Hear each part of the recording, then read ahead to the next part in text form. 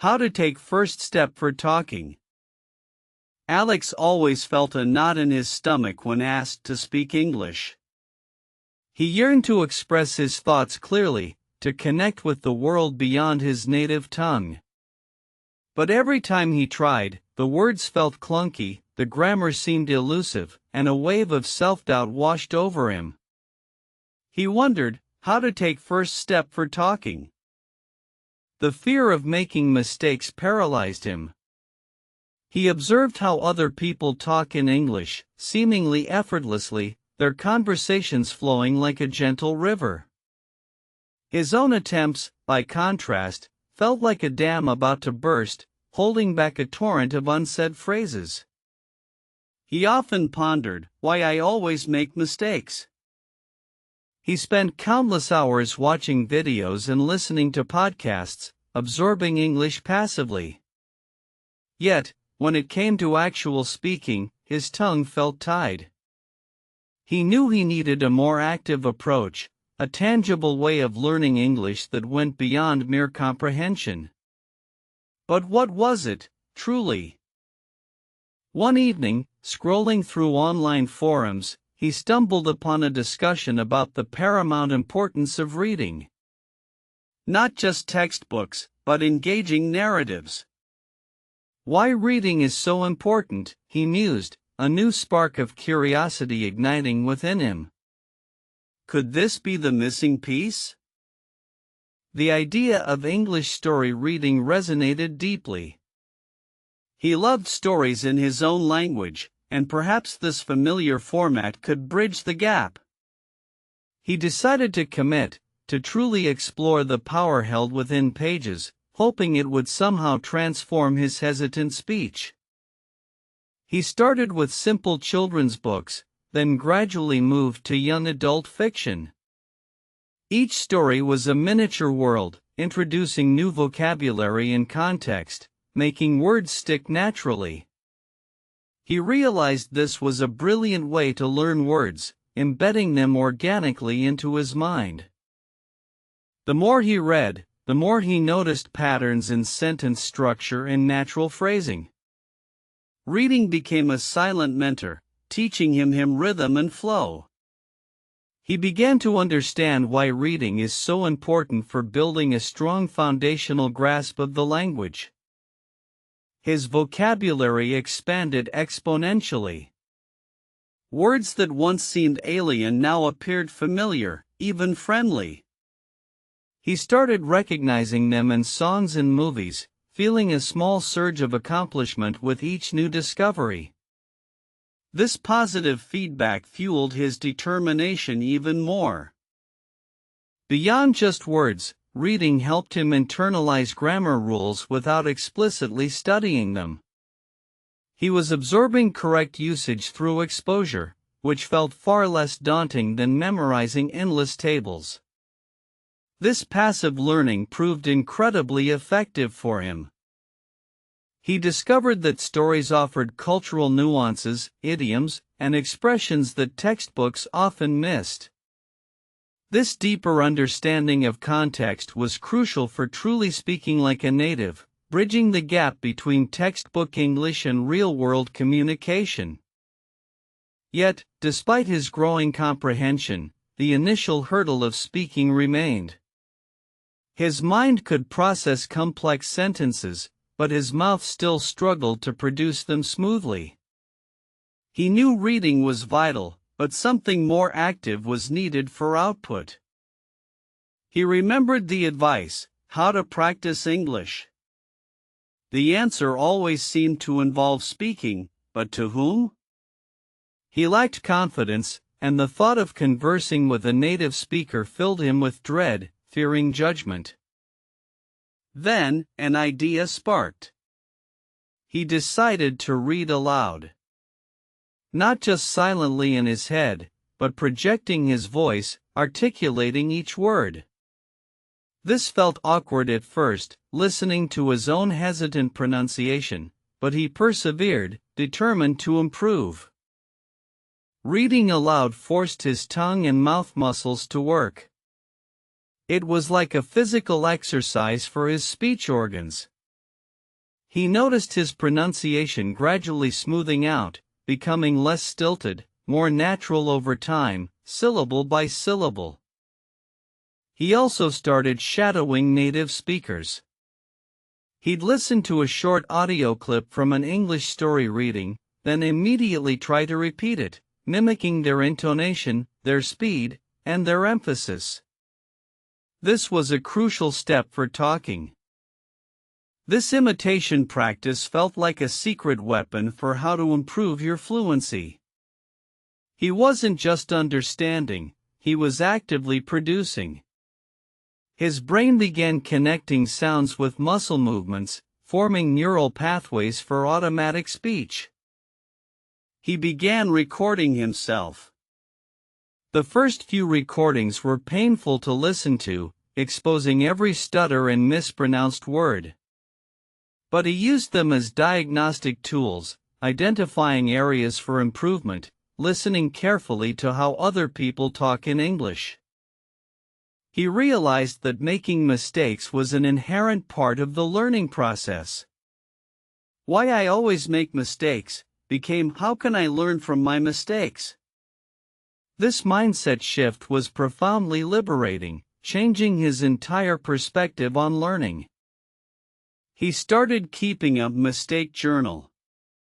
Every time he mispronounced a word or used incorrect grammar, he jotted down, researched the correct usage, and practiced it multiple times. This systematic approach helped consolidate his learning. The journal became a testament to his progress, showcasing all the errors he had overcome. It reminded him that every mistake was a stepping stone, not a stumbling block, on his unique way of learning English. He then sought out opportunities for real-world interaction. He joined an online language exchange group, a low-pressure environment where everyone was learning, making it easier to take first step for talking. His first few conversations were nerve-wracking. His mind raced, searching for words, fumbling with sentences. He often felt frustrated with his inability to express himself as eloquently as he wished, wishing for more fluency. But he reminded himself of his journey, of the countless words learned from English story reading, of the hours spent practicing aloud. He kept pushing, knowing that consistency was the key to breaking through his barriers. He observed how other people talk in English during these exchanges. He noticed their conversational fillers, their natural pauses, their rhythm. He tried to subtly integrate these observations into his own speech patterns. Slowly, incrementally, his confidence grew. The fear of making mistakes began to recede, replaced by a growing excitement for communication. He started to understand that the goal was not perfection, but connection. He made a conscious effort to stop translating in his head. Instead of thinking in his native language and then converting, he tried to think directly in English. This was a challenging but crucial way of learning English. He immersed himself further. He changed his phone language to English, read English news articles, and even started writing short daily journal entries in English. Every little interaction built his proficiency. To learn words more effectively, he created flashcards with context sentences, not just definitions. This helped him understand how words were used in real conversation, enhancing his retention and recall. He also started using spaced repetition apps for vocabulary. This smart system helped him review words just before he was about to forget them, ensuring long-term memory for his expanding lexicon. The combination of extensive reading, consistent active practice, and deliberate vocabulary acquisition started to yield remarkable results. His fluency began to blossom, much to his own pleasant surprise. He found himself speaking more spontaneously, his sentences flowing with greater ease. The pauses between his thoughts and spoken words shortened dramatically. This was truly how to improve your fluency. The constant question, why I always make mistakes, transformed into an acceptance. He realized everyone, even native speakers, makes slips. The key was to keep communicating, not to strive for an unattainable perfection. His journey became a testament to the power of consistent effort and strategic learning. He was no longer the shy, hesitant learner, but a confident communicator eager to engage in English conversations. He started advising friends who were struggling, sharing his insights on the crucial role of reading. He emphasized why reading is so important for building a strong foundation, explaining its profound impact. He taught them the value of English story reading, explaining how narratives make learning enjoyable and effective. He encouraged them to find genres they loved, turning study into pleasure.